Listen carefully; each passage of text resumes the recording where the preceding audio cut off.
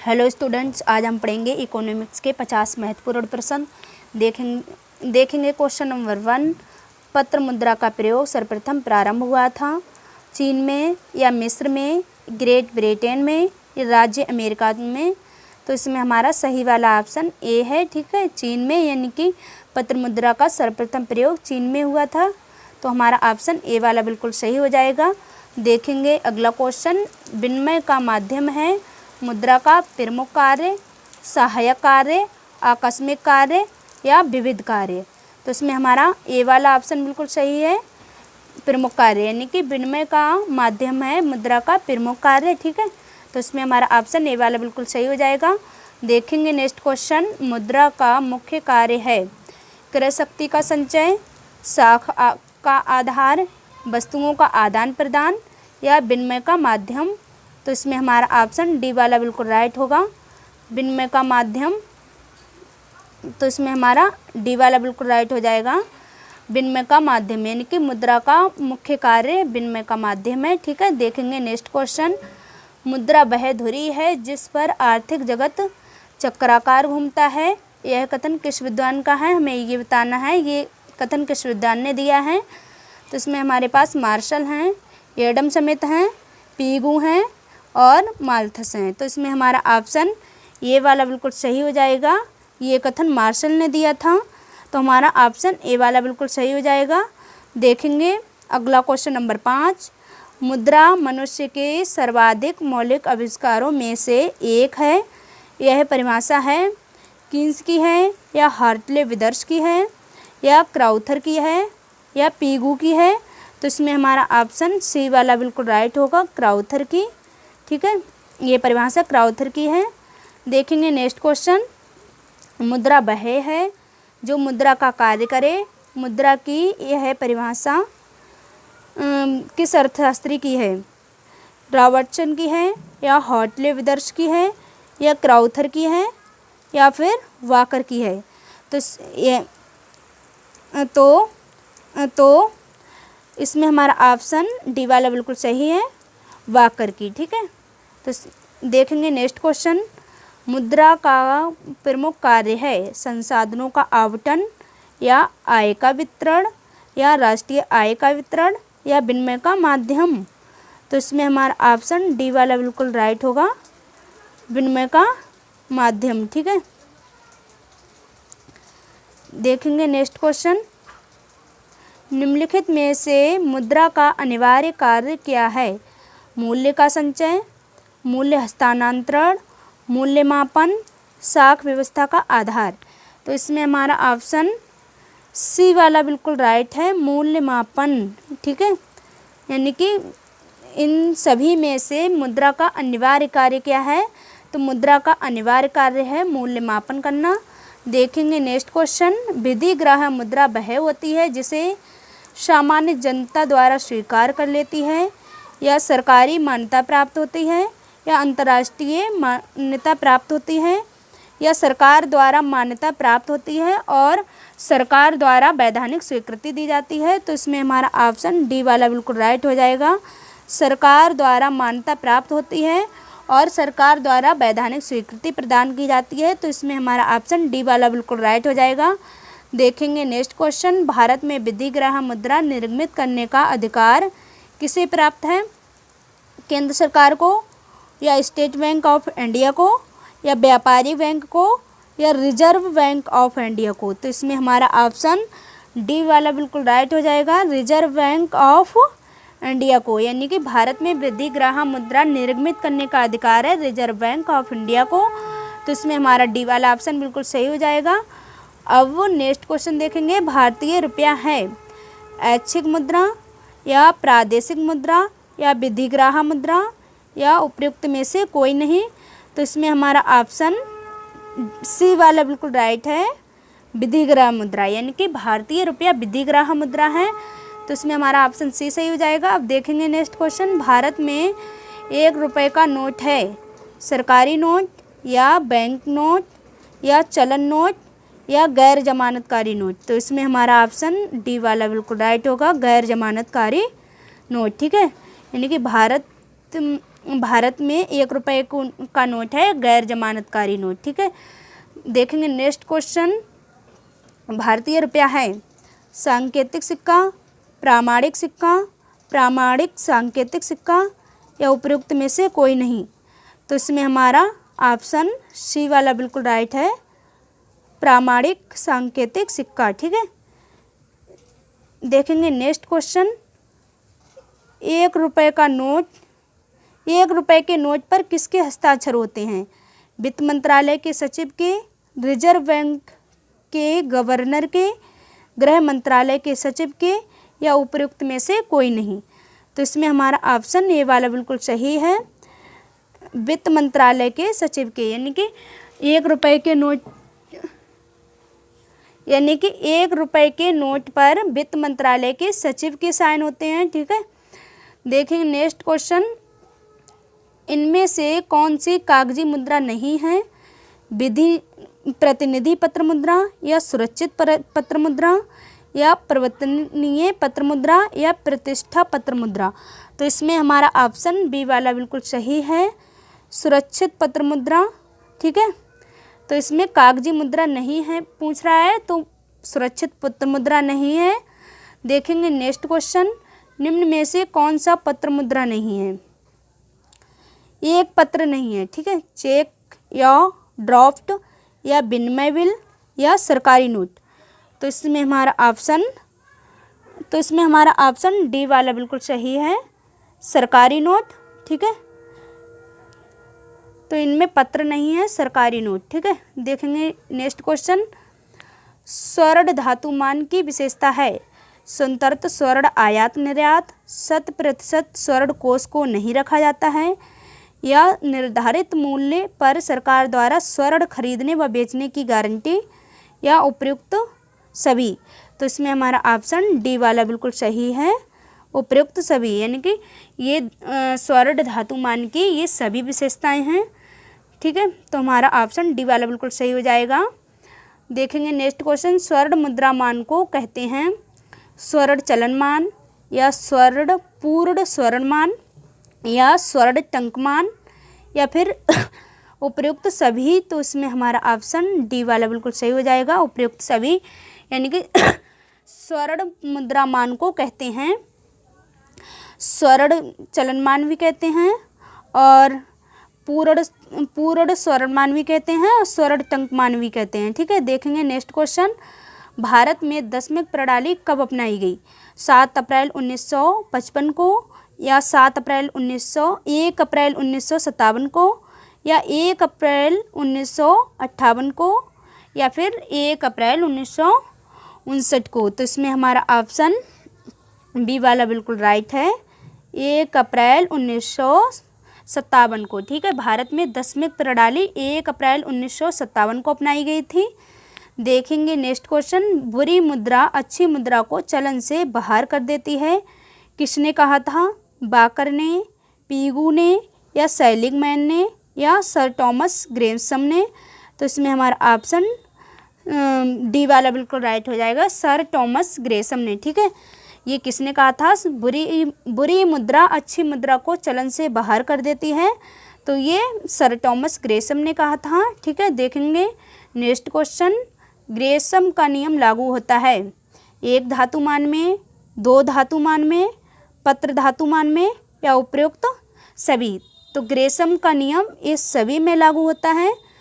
ठीक है, पत्र धातुमान में भी होता है, और एक धातुमान में भी होता है, 2 धातुमान में भी होता है, और पत्र धातुमान में भी होता है।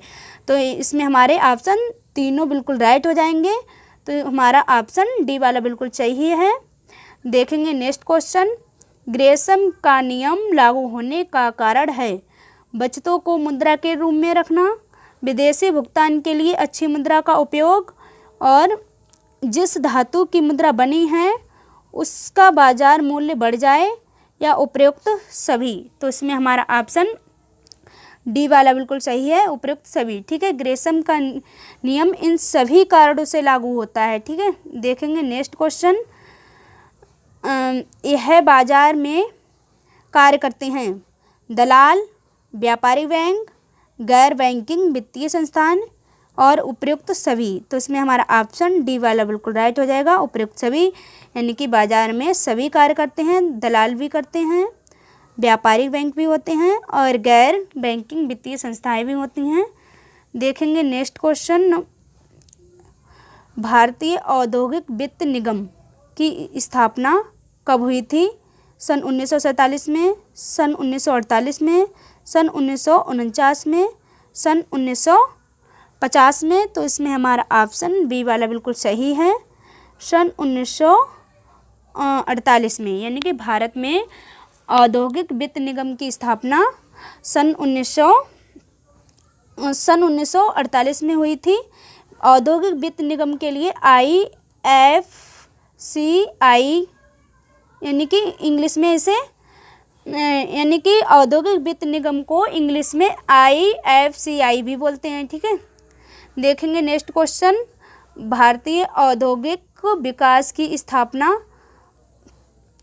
विकास बैंक की स्थापना कब हुई थी? सन 1951 में, सन 1961 में, या सन 1964 में, या सन 1967 में। तो इसमें हमारा ऑप्शन डी वाला बिल्कुल सही होगा, सन 1979 में। यानी कि भारतीय औद्योगिक विकास बैंक की स्थापना सन 1979 में हुई थी। देखेंगे नेक्स्ट क्वेश्चन, किसी पूंजी बाजार का ढांचा समाहित करता है? एक भाग में, या दो भाग में, तीन भाग में, या चार भाग में। तो इसमें हमारा ऑप्शन बी वाला बिल्कुल सही है, दो भाग में। ठीक है, किसी पूंजी बाजार का ढांचा समाहित करता है दो भाग में। तो हमारा ऑप्शन बी वाला बिल्कुल सही होगा। देखेंगे नेक्स्ट क्वेश्चन, पूंजी बाजार में कौन सा ऋण दाता नहीं है? व्यक्ति, निदेशक संस्थान, केंद्र सरकार, या विशिष्ट वित्तीय संस्थान। तो इसमें हमारा ऑप्शन सी वाला बिल्कुल सही होगा, केंद्र सरकार। ठीक है, यानी कि पूंजी बाजार में कौन सा ऋणदाता नहीं है? तो केंद्र सरकार नहीं है। तो इसमें हमारा ऑप्शन सी वाला बिल्कुल सही हो जाएगा। देखेंगे नेक्स्ट क्वेश्चन, पूंजी बाजार में सम्मिलित है मांग मुद्रा, व्यापारिक बिल, ऋण बाजार, कॉमर्शियल पेपर्स। तो इसमें हमारा ऑप्शन सी वाला बिल्कुल सही होगा। मतलब सम्मिलित है तो ऋण बाजार सम्मिलित है। ठीक है, पूंजी बाजार में ऋण बाजार सम्मिलित है। नेक्स्ट क्वेश्चन, दीर्घकालीन प्रतिभूतियों का क्रय विक्रय होता है मुद्रा बाजार में, पूंजी बाजार में, विनिमय बाजार में, या इनमें से कोई नहीं। तो इसमें हमारा ऑप्शन बी वाला बिल्कुल राइट होगा, पूंजी बाजार में। ठीक है, दीर्घकालीन बाजार में प्रतिभूतियों का क्रय विक्रय होता है, पूंजी बाजार में होता है। ठीक है, देखेंगे नेक्स्ट क्वेश्चन, पूंजी बाजार किन के मध्य एक महत्वपूर्ण कड़ी का कार्य करता है? ऋणी व ऋणदाता, आयातकर्ता व निर्यातकर्ता, बचतकर्ता व निवेशकों, या उपयुक्त सभी। तो इसमें हमारा ऑप्शन डी वाला बिल्कुल सही होगा, उपयुक्त सभी। ठीक है, देखेंगे नेक्स्ट क्वेश्चन, प्रामाणिक सिक्कों को कहते हैं पूर्णकाय सिक्के, प्रतीक सिक्के, सांकेतिक सिक्के, या उपयुक्त सभी। तो इसमें हमारा ऑप्शन डी वाला बिल्कुल सही होगा, उपयुक्त सभी। यानी कि प्रामाणिक सिक्कों को कहते हैं पूर्णकाय सिक्के भी कहते हैं, प्रतीक सिक्के भी कहते हैं, और सांकेतिक सिक्के भी कहते हैं। तो हमारे ऑप्शन तीनों बिल्कुल सही हैं। तो हमारा ऑप्शन डी वाला बिल्कुल सही हो जाएगा, उपयुक्त सभी। देखेंगे नेक्स्ट क्वेश्चन, अच्छी मुद्रा से क्या तात्पर्य है? पूर्ण शुद्ध धातु रखने वाली, नई मुद्रा, आकर्षक मुद्रा, या उपयुक्त सभी। तो इसमें हमारा ऑप्शन डी वाला बिल्कुल सही है, उपयुक्त सभी। ठीक है, अच्छी मुद्रा से तात्पर्य है पूर्ण मुद्रा, पूर्ण शुद्ध धातु रखने वाली मुद्रा से भी है, नई मुद्रा से भी है, आकर्षक मुद्रा से भी है। ठीक है, तो इसमें हमारे ऑप्शन ये तीनों सही हैं। देखेंगे नेक्स्ट क्वेश्चन, एडम स्मिथ मुद्रा को क्या मानते थे? अत्यावश्यक आर्थिक साधन, या सामान्य रूप से आवश्यक वस्तु, या बंजर तथा महत्वहीन, या इनमें से कोई नहीं। तो इसमें हमारा ऑप्शन बी वाला बिल्कुल राइट है, बंजर तथा महत्वहीन। यानी कि एडम स्मिथ मुद्रा को बंजर तथा महत्वहीन मानते थे। तो हमारा ऑप्शन बी वाला बिल्कुल राइट होगा। देखेंगे नेक्स्ट क्वेश्चन, पूंजीवाद अर्थव्यवस्था का आधार है आर्थिक स्वतंत्रता, आर्थिक परतंत्रता और यानी आर्थिक परतंत्रता, सामाजिक स्वतंत्रता, आर्थिक स्वतंत्रता या उपयुक्त सभी। तो इसमें हमारा ऑप्शन सी वाला बिल्कुल सही होगा। तो इसमें हमारा ऑप्शन सी वाला बिल्कुल सही होगा, आर्थिक स्वतंत्रता। ठीक है, देखेंगे नेक्स्ट क्वेश्चन, पूंजीवाद के संबंध में निम्न में से क्या सही है? कीमत यंत्र से प्रेरित या उत्पत्ति के साधनों पर निजी स्वामित्व, या ए तथा बी दोनों, या इनमें से कोई नहीं। तो इसमें हमारा ऑप्शन सी वाला बिल्कुल सही है, उपयुक्त ए तथा बी दोनों, यानी कि पूंजीवादी के संबंध में ये दोनों सही है। ठीक है, कीमत यंत्र से प्रेरित भी है और उत्पत्ति के साधनों पर निजी स्वामित्व भी है। ठीक है, तो हमारा ऑप्शन सी वाला बिल्कुल सही हो जाएगा। देखेंगे नेक्स्ट क्वेश्चन, अल्प विकसित देशों ने द्रुत गति से विकास के लिए निम्न में से किस व्यवस्था को सर्वाधिक महत्व दिया जाता है? तो इसमें हमारा ऑप्शन है पूंजीवादी है, साम्यवादी है, नियोजित है या समाजवादी है। तो इसमें हमारा ऑप्शन सी वाला बिल्कुल राइट होगा, नियोजित। ठीक है, देखेंगे नेक्स्ट क्वेश्चन, निम्न में से किस कठिनाई के कारण मुद्रा का जन्म हुआ? वितरण, सामूहिक उत्पादन या वस्तु विनिमय में कठिनाई, या इनमें से कोई नहीं। तो इसमें हमारा ऑप्शन सी वाला बिल्कुल सही होगा, वस्तु विनिमय में कठिनाई, यानी कि वस्तु विनिमय में कठिनाई की वजह से मुद्रा का जन्म हुआ है। ठीक है, तो इसमें हमारा ऑप्शन सी वाला बिल्कुल राइट होगा। देखेंगे नेक्स्ट क्वेश्चन, एक धातुमान का टंकण होता है सीमित, असीमित, स्वतंत्र या इनमें से कोई नहीं। तो इसमें हमारा ऑप्शन सी वाला बिल्कुल सही होगा, स्वतंत्र। ठीक है, यानी कि एक धातुमान का टंकण होता है स्वतंत्र। देखेंगे नेक्स्ट क्वेश्चन, एक धातुमान के अंतर्गत प्रमुख सिक्का होता है सीमित विधिग्रह, असीमित विधिग्रह या उपयुक्त ए तथा बी दोनों, या इनमें से कोई नहीं। तो इसमें हमारा ऑप्शन सी वाला बिल्कुल सही होगा, उपयुक्त ए तथा बी दोनों। ठीक है, यानी कि एक धातुमान के अंतर्गत प्रमुख सिक्का होता है सीमित विधिग्रह और असीमित विधिग्रह। ठीक है, देखेंगे नेक्स्ट क्वेश्चन, अमेरिका ने कब द्विधातुमान का पूर्णतः परित्याग कर दिया था?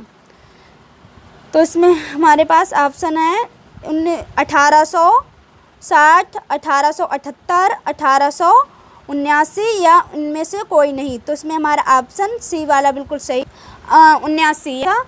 देखते हैं नेक्स्ट क्वेश्चन, पत्र मुद्रा मान को कहते हैं सांकेतिक मुद्रामान, प्राबंधिक सलमान या धात्विक मुद्रामान, या इनमें से कोई नहीं। तो इसमें हमारा ऑप्शन बी वाला बिल्कुल सही होगा, प्राबंधिक सलमान। ठीक है, यानी कि पत्र मुद्रामान को कहते हैं प्राबंधिक सलमान। देखेंगे नेक्स्ट क्वेश्चन, पत्र मुद्रामान का गुण है लोचपूर्ण, मितव्ययी या संकट काल में सहायक या उपयुक्त सभी। तो इसमें हमारा ऑप्शन डी वाला बिल्कुल राइट है, उपयुक्त सभी। ठीक है, पत्र मुद्रामान के ये सभी गुण हैं। ठीक है, लोचपूर्ण भी है, मितव्ययी है और संकट काल में भी सहायक भी हैं। ठीक है, तो इसमें हमारा ऑप्शन डी बिल्कुल सही हो जाएगा। देखेंगे नेक्स्ट क्वेश्चन, नोट निर्गमन की पद्धति है